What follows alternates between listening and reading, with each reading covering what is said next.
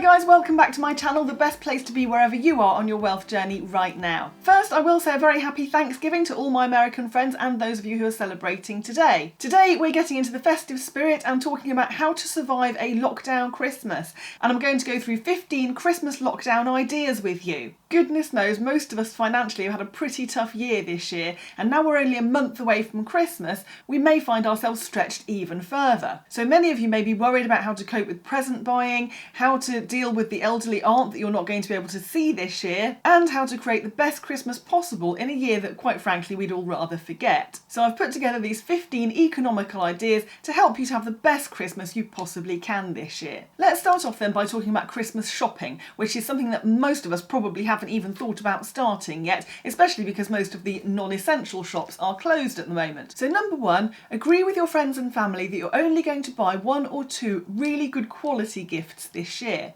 If you're a family who usually splurges on lots and lots of presents and fills an entire sack up with them, most of which then end up in charity shops in January, now is a brilliant time to change that. As well as taking the pressure off doing lots and lots of Christmas shopping, buying 1 or 2 good quality gifts will help to keep the costs down. Number 2, Christmas lists. Make a Christmas list and ask for a Christmas list. And I don't just mean your small children. Ask anybody that you're planning to buy a gift for their Christmas list. This saves on wasting money on unwanted gifts. Diversify your Christmas list into smaller, inexpensive gifts and then maybe 1 or 2 much larger items. That way the people that are buying for you don't feel obligated to buy the larger items and can just get you the small ones if their budget is stretched. Now everybody in my family has already supplied me with their Christmas list, which has been fabulous because it means that I've been able to spread the cost of my Christmas shopping over the last 2 months, which is brilliant.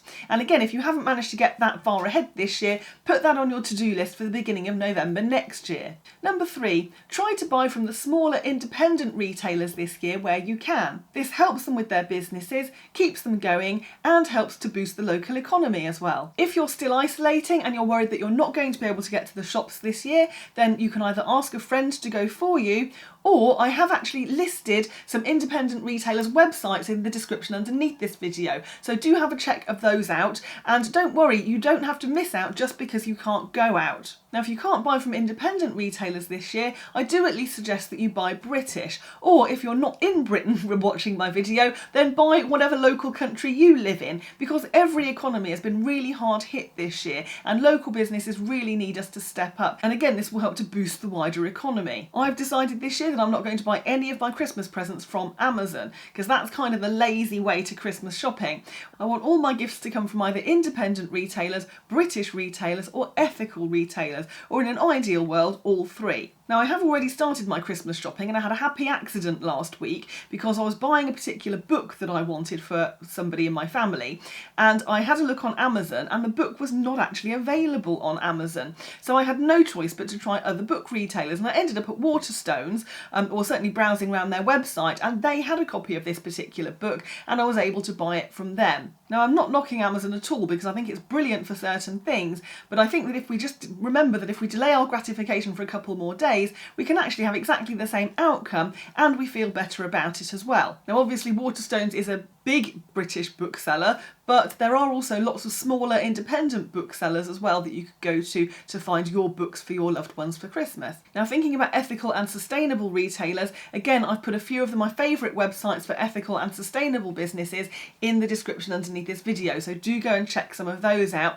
and you'll be able to pick up some great gifts and things there as well. I found myself doing quite a bit of Christmas shopping at Tradecraft, the pioneers of fair trade in the UK. They're fabulous for Christmas cards like these ones here. They do gifts and sustainable food as well. And that brings me nicely onto charity shops. So hopefully next week, once lockdown ends, we'll be able to have our charity shops back open again. And what I will say is please, please, please, guys, go and support your local charity shops, whether that's dropping stuff off that you've been hoarding over COVID that you don't need anymore, or actually buying things from them. These guys are desperate for our business this year, particularly smaller local hospices and things like this. They rely on money from donations and their shops that are being opened, and obviously the shops have all been closed this year. So it's been a really, really tough year. year, so now more than ever, please do buy at your local charity shops. Again, brilliant for gifts, cards, all of those kinds of things as well, and often at very reasonable prices. Gift cards are also a great way to make our money go further.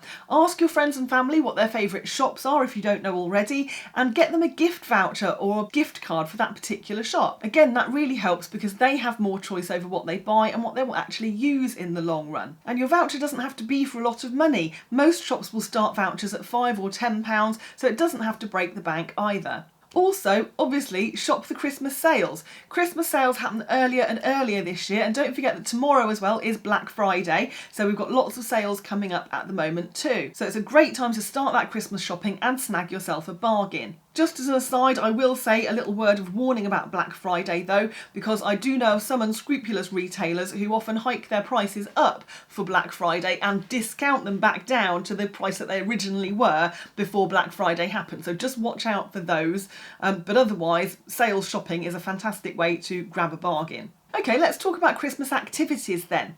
For the last few years, my husband and I have started a new tradition of taking our small nieces on Christmas trips, which are absolutely brilliant fun, but they are quite expensive.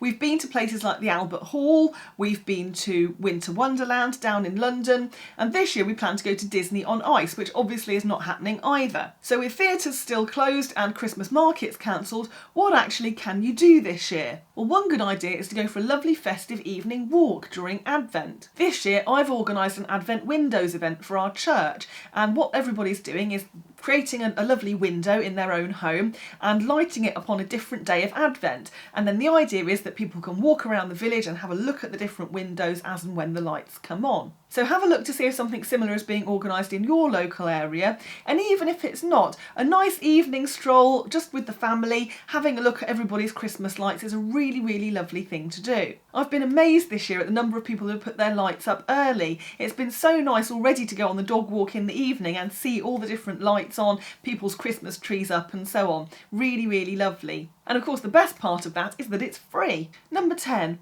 Find out what your local church is doing and drop in for a service over the festive period. From next week we're allowed to attend services again, providing we remain socially distanced, and even if you're not a regular church goer, I guarantee that if you go to your local church you'll find a very warm welcome there, and it can be a lovely spiritual experience in what has been an incredibly tough year. Number 11, get involved with some Christmas craft activities. At such a busy time of year, my husband and I are normally out going to Christmas parties here, there and everywhere, and even hosting our own parties, but with none of that happening this year, I'm actually finding that I have a lot more time for the Christmas crafting. And this is something you can get your entire family involved in. Make your own decorations, your own cards. I've created my own advent window this year out of sugar paper and tissue paper, and that kept me occupied for a couple of weekends, and it looks really effective. I'm really pleased with it now that it's finished, and I'm going to light it up probably this weekend once all my Christmas lights go up, but the rest of them up. I've obviously put the tree up now for the purposes of this video, but my main tree and my rest of my decorations have still got to go up. So once I've done that,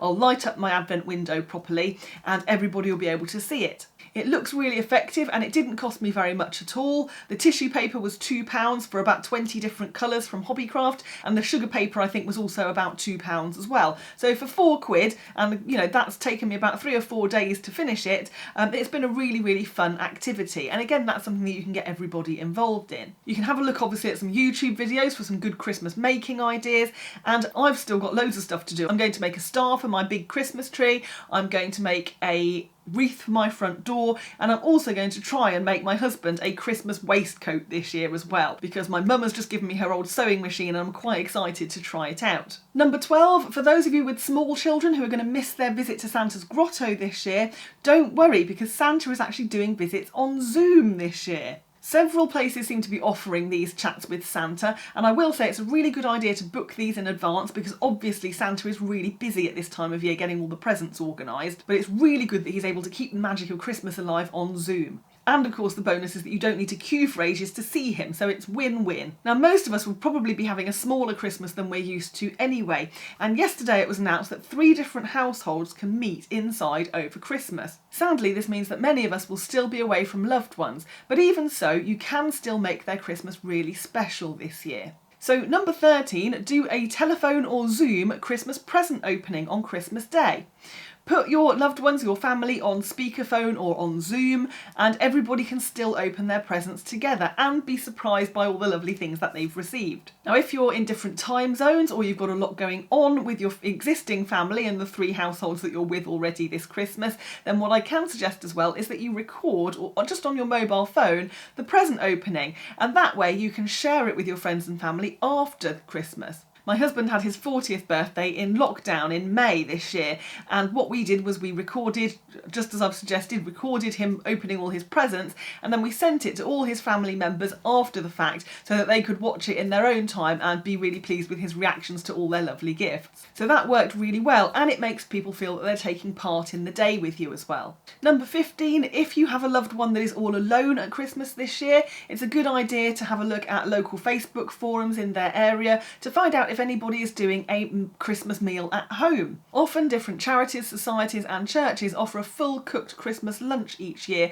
and I know that many of them are trying to stick to this tradition despite COVID, so do explore that as a way to try and make your loved one's Christmas as good as it possibly can be. So I do hope you've enjoyed this video, guys. Do let me know in the comments underneath the video what things you're going to be doing this Christmas, what activities, what things are you buying, where are you buying them from, all of that kind of good stuff. Also give me a thumbs up if you have enjoyed this video as well, and don't forget to watch these 2 videos up next because they will definitely help with your wealth journey. Subscribe to the channel if you haven't done that yet as well, and thanks ever so much for watching this time, guys. Do stay safe, and I'll see you in the next one.